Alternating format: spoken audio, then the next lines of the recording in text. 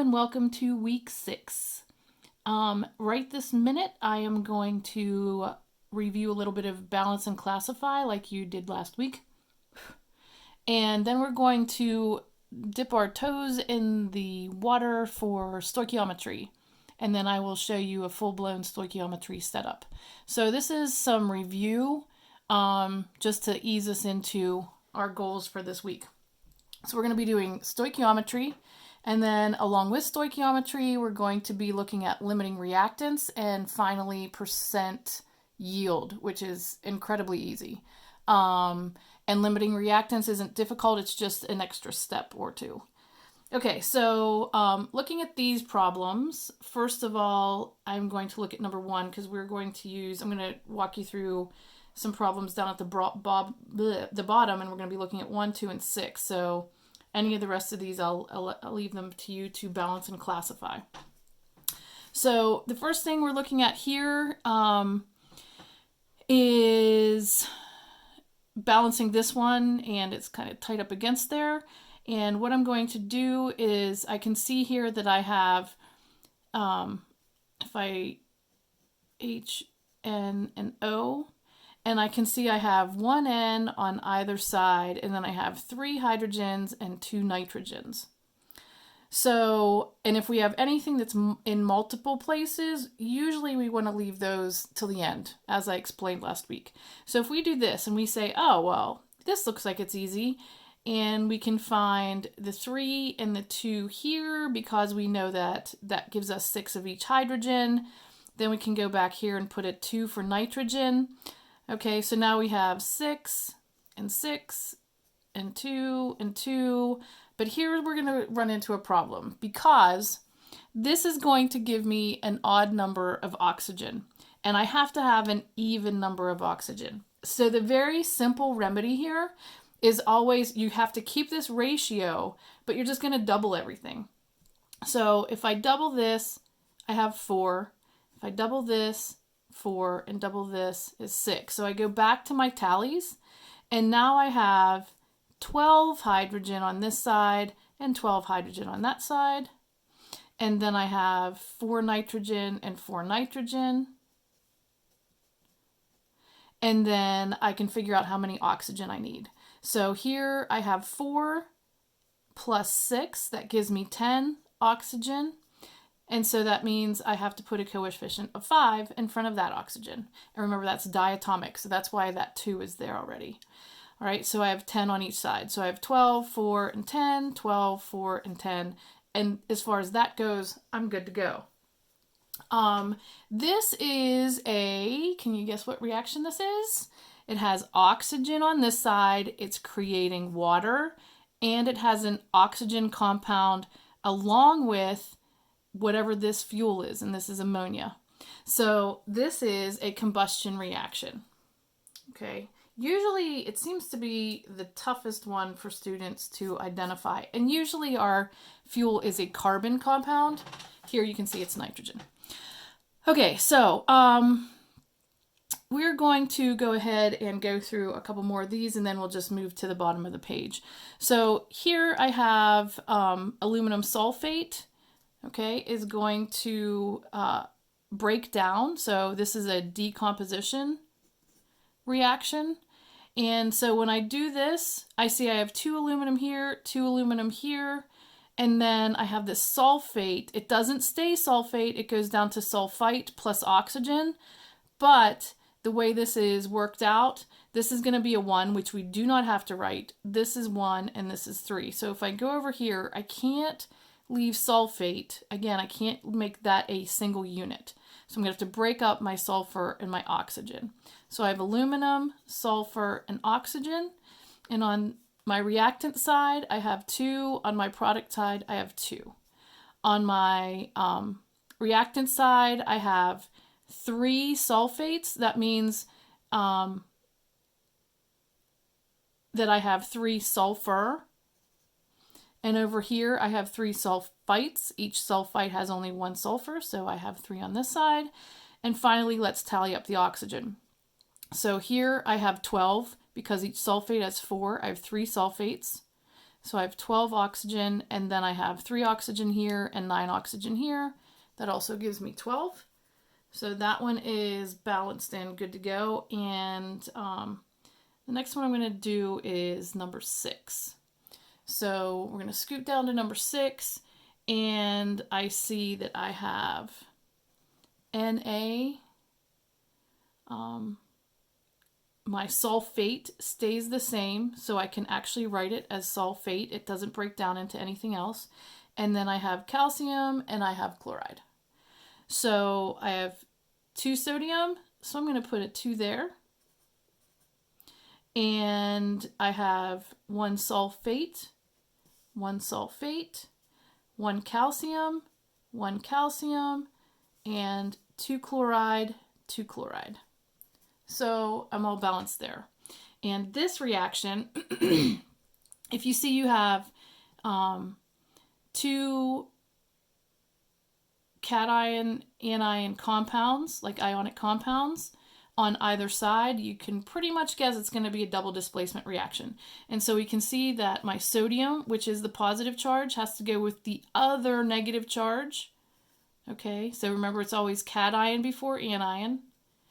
All that stuff that we've learned all year is important, and we're putting it all together now.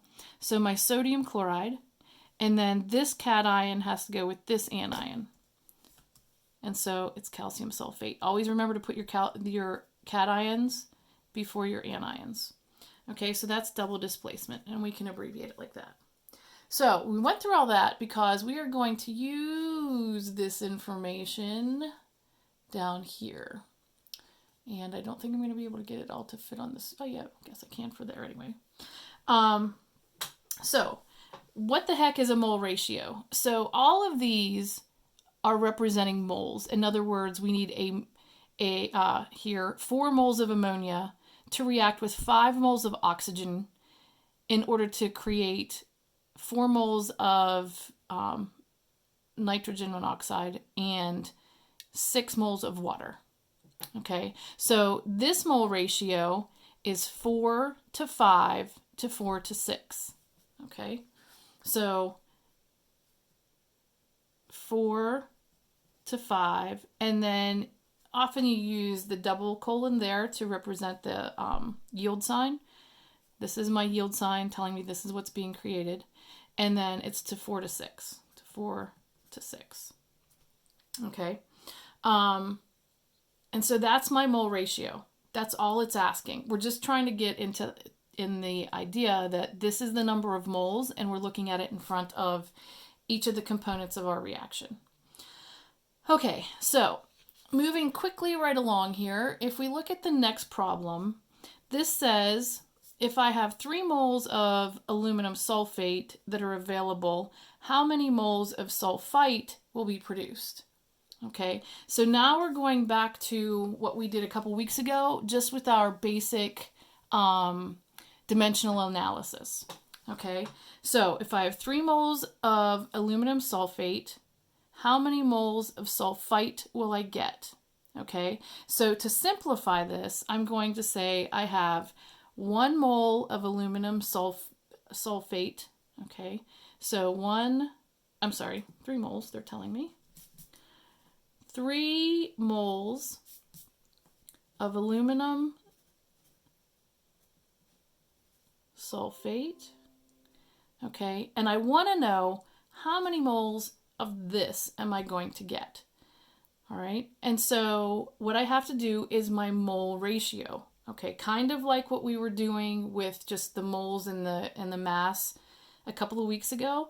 So I'm going to set this up just like that. This is what is given, and now I have to look at the ratio between them, right? And this is going to cancel out so that my sulfite is left up here, and that's what's in my answer. So I need my aluminum sulfate to be canceled out. So I'm putting it down here, and in my equation now, I see I only have 1 aluminum sulfate, 1 mole of it, for every 3 moles of sulfite.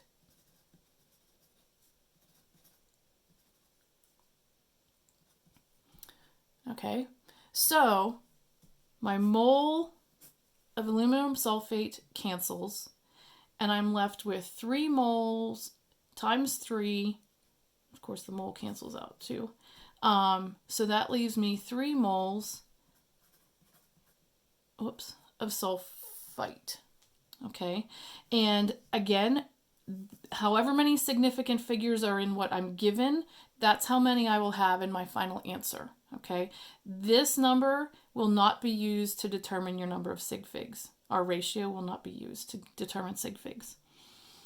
Okay, so let me go down here and show you what we're going to do with number 6. And then I will push you out of the nest and you can work on the rest. Okay, so number 6, if we're looking at, it's asking how many moles of sodium chloride will be produced. So this is what we're looking for. And that we usually refer to as B. Okay, and then what we're given is this 7.5 moles of calcium chloride. If we're starting with that, that's usually referred to as letter A. Okay, so this is my A and this is my B. And as we continue through this, I usually go through my problem and I actually label it, like my balanced equation, and I label it. It just makes it easier to look back and see what you're working with. All right, so we have, then looking at this one, to just kind of reinforce that, this would have been A and this would have been B. A, B. Again, what you're given is A, what you're looking for is B. All right, so let's apply that here. So if I have been given 7.5 moles of calcium chloride, they're asking how many moles of sodium chloride will I produce? So here my ratio is 1 to 2. So again, 1 mole calcium chloride to 2 moles sodium chloride. Cancels.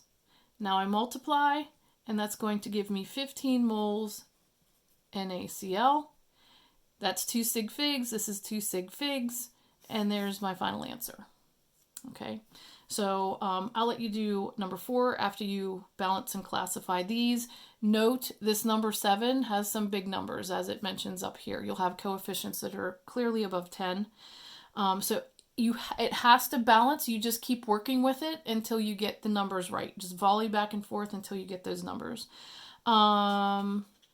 So down here with number 5, whenever you're working through this, when it says unlimited oxygen in the equation, don't even worry about that. That's irrelevant to us at this time. Okay, and then it's asking if, so this is my A in both cases. Then it's asking how many moles of nitrogen monoxide will I have? That's B in this problem. And then there's another problem where this is going to still be A, but now water is B. All right, so we have both of those that you'll be doing. So this is actually 2 different problems in one, and then this is one as well.